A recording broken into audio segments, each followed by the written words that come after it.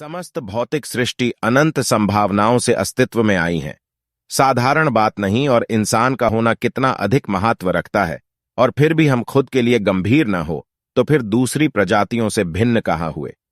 जानने समझने को तो अनंत भौतिक संसार हैं, पर 2 पल के जीवन के अनमोल सांस और समय सिर्फ तेरी निजी पूंजी है।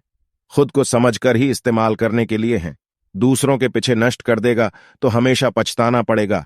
अतीत की भांति इतिहास गवाह हैं। तब भी करोड़ों मौके मिले थे, मगर गुरु वबों के पीछे ही नष्ट किए। तभी तो आज भी दूसरों के लिए ही दूसरों के पीछे भड़क रहा है। कुत्ते की पूंछ और बुद्धि की वृत्ति सही हो ही नहीं सकती। प्रत्येक सरल सहज व्यक्ति खुद ही सर्वश्रेष्ठ समर्थ निपुण सक्षम है। खुद को समझने के लिए इंसान शरीर मिलने का प्रमुख कारण ही खुद को एक पल में जीवित ही समझकर हमेशा यथार्थ में रहने के लिए है। दूसरों को समझने ढूंढने में तो सादिया युग नष्ट कर दिए, फिर बार बार अस्थाई मृत्यु लोक में भड़क रहे हैं। क्यों न अब मेरी सर्वश्रेष्ठ उपलब्धि का फायदा उठाकर कोई भी सरल सहज व्यक्ति एक पल में खुद को समझकर जीवित ही हमेशा के लिए यथार्थ में रह सकता है। जो करोड़ों युगों जन्मों से अतीत की करोड़ों विभूतियों नहीं कर पाई, वो सब एक पल में खुद को समझकर कर दिया है, अपने सिद्धांतों के साथ।